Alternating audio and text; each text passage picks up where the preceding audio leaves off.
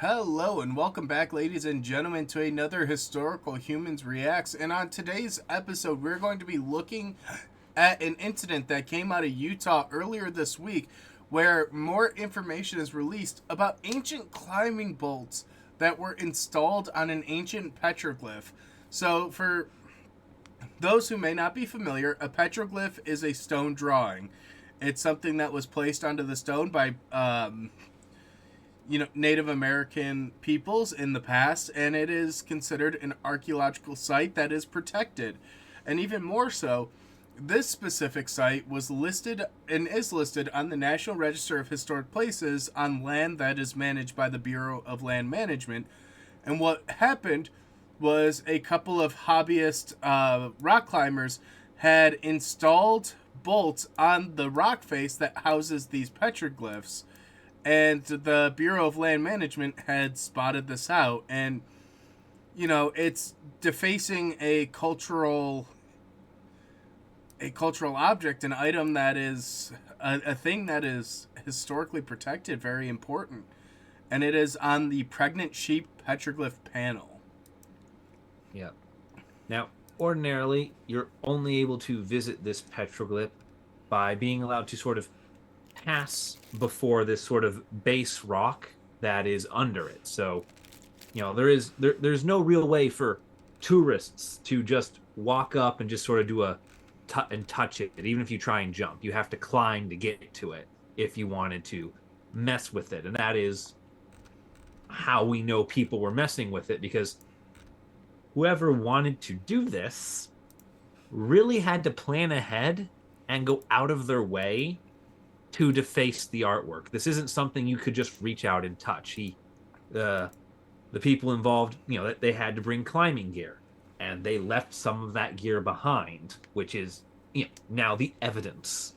It's a double-edged sword, because what I think happened here was not necessarily someone looking to deface a historical panel, a historical drawing, which the second article here actually gives you a better reference for where these bolts are located in comparison to the artwork. They would have to have climbed right next to it, and they would have seen it as they were installing these bolts. And I very much do enjoy and respect rock climbing and think it's a great sport.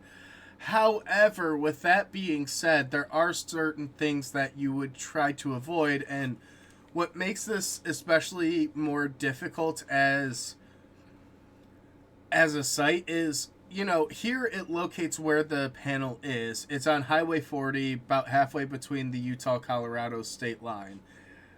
But with a lot of archaeological sites and a lot of petroglyphs specifically, the location isn't publicly known, nor is it publicly shared, so it becomes difficult for people to educate themselves on what is where until they come across and see it. So here, as much as it pains me to say, I don't think this is necessarily an intentional act. However, it's not an innocent act by any means, and part Yeah, of the I think the key we're looking for is it's not targeted against the petroglyph. However, you'd have to be hell of ignorant to put the climbing spikes where you did and not think, hey, there's something here. Seeing as how in some of the images you can kind of make out a number of those climbing spikes are within 5-10 feet of the artwork itself. from the second image here, it looks like less than a foot. Yeah. Yeah. So it's a horrible place, and it gives a bad look to the entire climbing community, especially because some of these places can only be truly accessible with proper climbing gear. So it becomes a great place to want to climb. However, you have to be cognizant and aware of what you're doing and where specifically you are doing it. I mean, I don't know what the surrounding geography looks like, but it would be something potentially that if I wanted to see this, I would rappel down to it instead of climbing up and placing safety spikes. Because at the end of the day, it is specifically for safety. It's for someone to do this.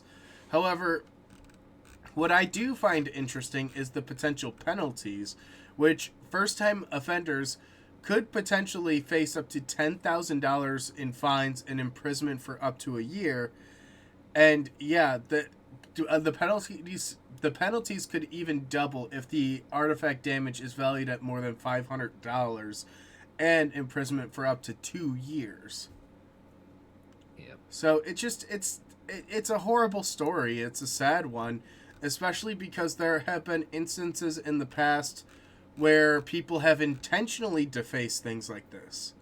You know, something that has stood for thousands and thousands of years could be ruined by someone in the modern day who either just doesn't care or is intentionally doing something bad. And you know, here it's just a random act of vandalism, but that's still vandalism, and it is on the person who climbed to know that that's not just a random rock. They needed to use their eyes and some form of basic sense to not climb here. To think that maybe this is a restricted space. There's a couple of counter arguments that could be made based on safety and proper climbing techniques. However, again, I just think the issue stems if you're encountering those issues and you're encountering it at this specific rock face and site, then you've already lost a lot of arguments, a lot of battles. Like, you should not be here. You should not be in this area. And quite frankly, looking at some of these other images, there are wide rock faces. They could have climbed in other areas in other directions, and they chose this one specifically. Yeah. It's sad. It's sad because people in the modern day who aren't aware, you could do some serious damage to something that has been around longer than any of us could possibly imagine. Yeah. Something that predates you, predates this country, predates a lot, but if there's not that direct lineage that people could follow that traces their own ancestors to it, they're less likely to care, and they're less likely to understand the issues that plague it.